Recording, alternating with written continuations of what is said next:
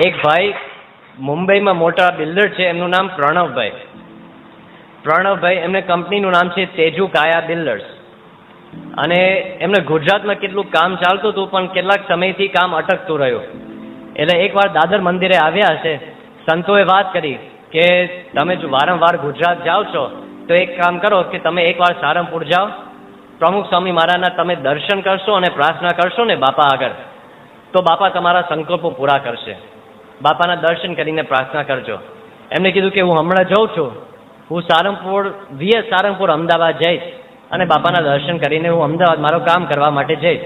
સંતોએ કીધું કે એવું નથી કે તમે ગમે ત્યારે જાઓ અને બાપા દર્શન આપે, એવું નથી. તમારે આખો દિવસ ત્યાં કદાચ રહેવું પડે, કદાચ આખી રાત રહેવું પડે. સ્વામી તો એમના ટાઈમે દર્શન આપે, તમારે તે વખતે હાજર રહેવું પડે. એમને એવું કે મારી પાસે એવો કોઈ ટાઈમ નથી, એટલે હું જઈશ, દર્શન થાય તો ભલે, ના થાય તો મારા નીચા જે હોય. આવું બોલીને ગયા અને મુંબઈથી નીકળ્યા. બપોરના 2 વાગે સારંગપુર આવ્યા, દર્શન પૂરા. એટલે એમને દર્શને ના થયા. એટલે પછી નીકળતા હતા એમાં એક નાના સંત મળ્યા હશે. સંતે પૂછ્યું કે ક્યાંથી આવ્યા અને કેમ જાઓ છો, બધી વાત કરી.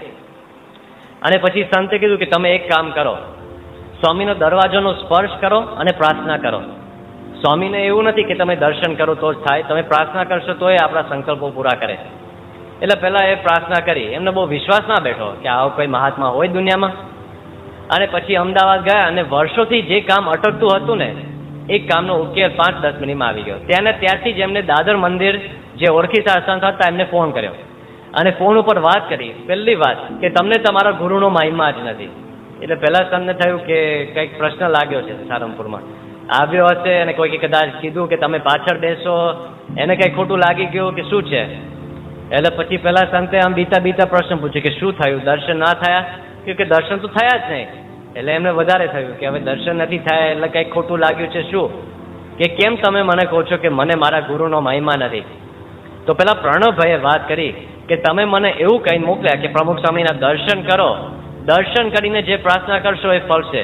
પણ મેં તો દર્શન કર્યા નથી, ખાલી એમનો દરવાજાનો સ્પર્શ કર્યો અને પ્રાર્થના કરી તોય મારી પ્રાર્થના ફળી. તમારા ગુરુનો એટલો બધો મહિમા છે, દર્શન કર્યા વિના પણ આપણા સંકલ્પો પૂરા કરે. આપણા સત્સંગી થયા આ પ્રણવભાઈ. અને પરેલ વિસ્તારમાં એમનો એક હોલ હતો, 15 કરોડ રૂપિયાનો હોલ એમને સંસ્થાને ભેટમાં આપી દીધો. અને આપણી અઠવાડિયાની સભા ત્યાં થાય છે. હવે વિવેક સાગર સ્વામી આ પ્રસંગ ઘણી વાર કહે છે, અને જ્ઞાનેશ્વર સ્વામી બાજુમાં હોય તો વિવેક સાગર સ્વામી જ્ઞાનેશ્વર સ્વામીને કહે જાહેરમાં કે જ્ઞાનેશ્વર સ્વામી તમે સરભરા કરી, તમે દર્શન કરાવ્યા. સારંગપુરમાં એમનો સંકલ્પ પૂરો થયો અને હોલ આવ્યો મુંબઈમાં પાછળ. એટલે સેવા થઈ ત્યાં, પણ સેવા થઈ એટલે મૂળ એમના સંકલ્પો પૂરા થયા. 2012ની સાલમાં સ્વામી અમદાવાદમાં હતા અને અપોલો હોસ્પિટલ્સ છે આખા ભારતમાં, એકચ્યુઅલી આખી દુનિયામાં અપોલો હોસ્પિટલ્સના બધા બ્રાન્ચીસ છે. દુબઈ સુધીમાં પણ એમની હોસ્પિટલો છે. એના ચેરમેનને થોડીક વાતો કરી અને એમના ચેરમેન ઘણો બધો સદભાવ થયો બાપા વિશે. અક્ષરપ્રેમ સ્વામીએ વાત કરી કે તમે મારી સાથે એકવાર અમદાવાદ આવો અને આપણે બાપાના દર્શન કરવા માટે જઈએ. એટલે એમને કહ્યું કે હા ચલો હું આવીશ. ઘરે ગયો અને વાતમાં એમને એમના પત્નીને વાત કરી કે હું પ્રમુખ સ્વામી મહારાજના દર્શન કરવા માટે જઈશ થોડા દિવસમાં. એટલે પત્નીએ પૂછ્યું કે કેવી રીતે જઈશ? એટલે પહેલા ભાઈએ વાત કરી કે જો હું સવારે હેલિકોપ્ટરમાં બેસીશ, અમદાવાદ શાહીબાગ નજીક ઉતરી જઈશ, દર્શન કરીને તરત હેલિકોપ્ટર અને બપોર સુધીમાં અહીં પાછો આવી જઈશ. બહુ કંઈ લાંબો આપણો કંઈ દાખલો કરવો નહીં પડે. એમના પત્નીએ કીધું કે પ્રમુખ સ્વામી મહારાજ એટલા મોટા સંત છે ને, તમારે હેલિકોપ્ટરમાં ના જવાય, તમારે તો પદયાત્રા કરવી જોઈએ એમના દર્શન માટે. એટલે પહેલાં તો વિચારમાં પડી ગયો કે મારે પત્ની આવો કે છે પણ મારાથી થાય એમ નથી. એટલે ચલો પદયાત્રા તો નહીં થાય અને હેલિકોપ્ટરની ના તો પાડી છે હોમ મિનિસ્ટર. એટલે હવે તો ગાડીમાં જાઓ. એટલે ગાડીમાં આવ્યા રાજસ્થાનથી છેક અમદાવાદ. અને પછી એમને મનમાં સંકલ્પ કર્યો કે સ્વામી મારા હૃદય ઉપર હાથ મૂકે તો કેટલો સારો. હવે તે વખતે સ્વામી હજી હરિભક્તોને ક્યારેક મળતા હતા, પણ ઘણી મોટા ભાગે દૂરથી જ મળતા હતા. એટલે સ્વામીને જ્યારે આમની સાથે મુલાકાત થઈ, સ્વામીએ એક સંતે કહ્યું કે તમે અમને હાર આપો. એટલે એક સંતે એમને હાર પહેરાવ્યો. એટલે આ ભાઈને સંતોષ થઈ ગયો કે મારો સંકલ્પ આમ પૂરો થયો જ કહેવાય. કારણ કે કદાચ સ્વામીએ જાતે એમનો હાથ ના મૂક્યો હોય, પણ કોઈકને કીધું કે તું આને હાર પહેરાવ, અને હાર એ મારા હૃદય ઉપર જ હાથ મૂક્યો એમ બરાબર છે. અને પછી એમનો તો સંતોષ થઈ ગયો હતો.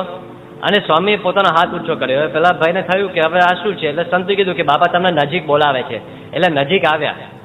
એટલે બાપાએ પછી હાર ઉપર હાથ મૂક્યો. અહીં આમ ખભા ઉપર હાથ મૂક્યો મોટા ભાગે સ્વામી એમ હાર ઉપર હાથ મૂક્યો.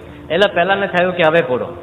સ્વામી તો નજીક બોલાવ્યા છે અને હાર આ શર્ટને અડે છે. શર્ટ તો મારા છાતીની અંદર તો હૃદય છે, એટલે બરાબર જ છે. એમ કરંટ તો લાગી જાય ને, એટલે મારા હૃદય ઉપર જ હાથ મૂક્યો છે. અને સ્વામી હાર ઉપર હાથ આમ મૂકતા હારને ખસેડ્યો અને સીધા એમના હૃદય ઉપર હાથ મૂક્યો. એટલે પહેલાને થયું કે ખલાસ. સ્વામી અંદર ગયા અને આ અપોલો હોસ્પિટલના ચેરમેને સીધા સંતો સામે વાત કરી. નિખિલેશ સ્વામી હતા, અક્ષરપ્રેમ સ્વામી હતા. સંતોએ પરિચય આપ્યો કે નિખિલેશ સ્વામી આપણા સંસ્થાનો બધે હેલ્થ સર્વિસીસનું સંભાળ કરે, એટલે એની સંભાળ લે છે. અપોલો હોસ્પિટલના ચેરમેને વાત કરી કે મારા બધા જેટલા આ સ્વામિનારાયણ સંપ્રદાયના સંતો છે બધાના ફૂલ બોડી ચેકઅપ મારા તરફથી કરાવો. એટલે પછી બધાને થયું કે તમારો સંકલ્પ બહુ સારો છે. પછી સંતોની મર્યાદા હોય ને, અને આટલો મોટો માણસ સામે હોય એટલે સીધો તો ના પડાય, એટલે એને એ ખોટું લાગે, એટલે બધાને બીક હોય. એટલે પછી સંતોએ વાત કરી ધીમે ધીમે કે જો અમારી મર્યાદા છે, અને બીજું અમારી પોતાની આખી હોસ્પિટલ છે, અને એક છે એવું નથી, અહીં છે, વડોદરા છે, સુરત છે, એટલે સંતોની સંભાળ તો થાય જ છે, એની સારવાર થાય છે, તમે એની કંઈ ચિંતા ના લેતા. અને અમારી મર્યાદા અમારી હોસ્પિટલમાં સારી રીતે સચવાય છે, તમારે શું કામ આ બધો દાખલો કરવો, ભીડો વેઠવો, ચિંતા ના કરતા. આમ બધાને લાગ્યું કે આપણે વારી લીધું છે. એમને કેવું કે હું બધી વ્યવસ્થા કરી નાખીશ. એટલે પછી બધા સંતોને થયું કે ચલો એ બોલે છે ખરા પણ એ શું વ્યવસ્થા કરે.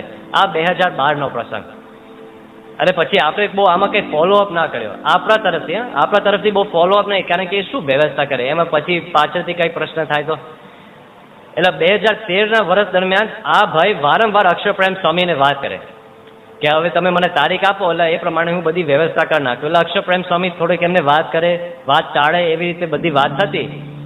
2014ની સાલ ચાલુ થઈ અને પોણા 2 વર્ષ પછી આ ભાઈ કંટાળ્યો અને આ ભાઈએ વાત કરી તમે મને કેમ ઘોર ફેરવો છો, મને ખબર છે કે સ્વામી સારંગપુરમાં છે, મારે તમારા તરફથી કોઈ વ્યવસ્થાની જરૂર નથી, તમે મને ખાલી તારીખ આપો, બાકીનું હું બધું સંભાળી લઈશ. એટલે અક્ષરપ્રેમ સ્વામી પછી સ્પષ્ટ શબ્દમાં પ્રશ્ન પૂછ્યો કે તમે શું સંભાળશો, તમારા કેટલા મેડિકલના સાધન, તમે ખાલી આવીને 200-300 સંતોના બીપી માપીને જાઓ, શું કામ તમે ભેડો બેઠો છો. પહેલાં કીધું કે હું અપોલો હોસ્પિટલનો ચેરમેન છું, બધું હું સંભાળીશ, તમે ખાલી તારીખ આપો. એટલે અક્ષરપ્રેમ સ્વામીએ મુનિ સ્વામીને વાત કરી. પછી ત્યાં સારંગપુરમાં કેટલાક ડૉક્ટર સંતો છે, વેદ મનન સ્વામી, અદ્ભુતાનંદ સ્વામી, વેદ નયન સ્વામી, સરળચિત સ્વામી. આમ સારંગપુરમાં કોઈ સાધુ થાય ને તો એના 15-20 ડૉક્ટરો એમની સેવામાં ખડે પગે હોય. એટલા બધા ડૉક્ટર, ફાર્માસિસ્ટ, ડેન્ટિસ્ટ એવા સંતો છે, સંતો ખાલી. તો એ બધા ભેગા થયા કે આલી રૂમો આપણી પાસે છે, હવે આ સાહેબ કેટલું લઈને આવે એના આધારે છે. અને આ સાહેબને વાત કરી કે ડિસેમ્બરના એન્ડમાં આટલા 4 દિવસ દરમિયાન તમારાથી જેટલી વ્યવસ્થા થાય એટલું કરજો. એવું કે બધું મારી ઉપર. અને એમને આખા અપોલો હોસ્પિટલ ભારતમાં જ્યાં કોઈક સ્પેશિયલિસ્ટ હોય એ સ્પેશિયલિસ્ટ પુરુષ હોવા જોઈએ, એ બધા પુરુષ સ્પેશિયલિસ્ટને શોધી નાખ્યા અને બધાને કહ્યું કે તમે હૈદરાબાદમાં છો તો ભલે, તમે બેંગ્લોરમાં છો તો ભલે, તમે ગુજરાતમાં આ કેમ્પસમાં છો, તમે જયપુરમાં છો, પણ જેને જે ફિલ્ડના નિષ્ણાત હતા પુરુષ, એ બધાને કીધું કે આ 4 દિવસ દરમિયાન તમારા મારી સાથે સારંગપુર આવી જવાનું છે. સાહેબ કે એટલે આવી જવાનું, પણ પછી સાહેબ પૂછે કે હું તો હવે હૃદયનો સ્પેશિયલિસ્ટ, કાર્ડિયોલોજિસ્ટ, તમારા સાધનો કે બધું મારી ઉપર. હવે ભારતમાં કાયદો છે કે મેડિકલના સાધનો હોય એ તો ડૉક્ટરના નામે હોસ્પિટલની અંદર રજિસ્ટર્ડ થયેલા હોય, તમે હોસ્પિટલની બહાર કાઢી ના શકો. સોનોગ્રાફી મશીન હોય કે કાર્ડિયોલોજીનું મશીન હોય, એક્સરેના મશીન હોય, એ તમે હોસ્પિટલની બહાર કાઢી ના શકો, કારણ કે એનો દુરુપયોગ થાય છે. એટલે આ ભાઈએ આખા ભારત દેશના હેલ્થ મિનિસ્ટરને ફોન કર્યો કે હું આ છું, મારું નામ આ છે, તમે તો મને ઓળખો છો, અને મારા આટલા સાધનો આ 4 દિવસ દરમિયાન કાઢવા છે મારા આટલા હોસ્પિટલમાંથી. હેલ્થ મિનિસ્ટરે કીધું કે ના અપાય, તમને પરવાનગી ના આપો, કારણ કે તમને આપો તો કાલે તો બીજા હોસ્પિટલવાળા મને ફોન કરે, એટલે હું તમને આવી રીતે પરમિશન, આ તો ભારત દેશનો કાયદો છે કે મારા ખિસ્સાનો નથી. તો પેલા ચેરમેને કે મારા આ બધા સાધનો કાઢીને સારંગપુર પ્રમુખ સ્વામી મહારાજના સંતો માટે લઈ જવું છે, તો વાંધો નહીં, તમે લઈ જશો. તો પેલા ચેરમેન કે તમે ફોન ઉપર મને વાત કરો એ બરાબર ના ચાલે, લેખિત કરી આપો. અને ભારત દેશના હેલ્થ મિનિસ્ટરે લેખિત મંજૂરી આપી કે અપોલો હોસ્પિટલમાંથી કાર્ડિયોલોજીનો મશીન, સોનોગ્રાફીનો મશીન આ 4 દિવસ દરમિયાન સારંગપુર જઈ શકે, બીજે ક્યાંય ના જઈ શકે. ને આ કાયદો કેવળ આ હોસ્પિટલ અને સારંગપુર તરફ વચ્ચેનો છે. અને પછી કોઈની કલ્પનામાં નહીં કે આટલું બધું લઈને આવશે. આખું આમ ટીમ કાફલો લઈને આવ્યા, લગભગ 15-20 ડૉક્ટરો, અને બ્લડ ટેસ્ટ ને બધા ટેસ્ટ ને બધી દવા એમના તરફથી ને બધું થયું. 70 લાખ રૂપિયાની સેવા કરી, 70 લાખ રૂપિયાની સેવા. અને એમના તરફથી એક ફોટો ના પડે. એટલે પછી બધા સંતોને થયું કે અમે ફોટા પાડીએ છીએ, આ બધું તમારે જોઈએ છે. એટલે પહેલાં ચેરમેન તો શર્મા ગયો કે સ્વામી તમે બોલો છો શું?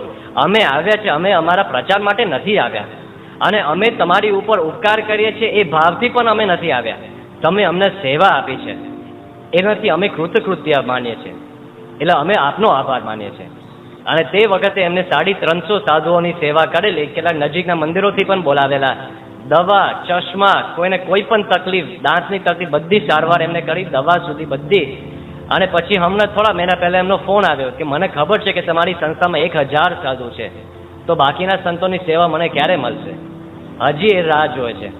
ફરી એના ફોન આવ્યા કરે છે. આપણી પાસે સમય નથી કે બધા સંતોને ભેગા કરવા. આવા માણસોને સ્વામીએ સુખ આપ્યું છે, સંકલ્પો પૂરા કર્યા છે. સ્વામીએ કેટલા બધા હરિભક્તો સંતોને સુખ આપ્યું છે, એની વિશેષ વાતો આપણે ક્રમશઃ કરતા રહીશું.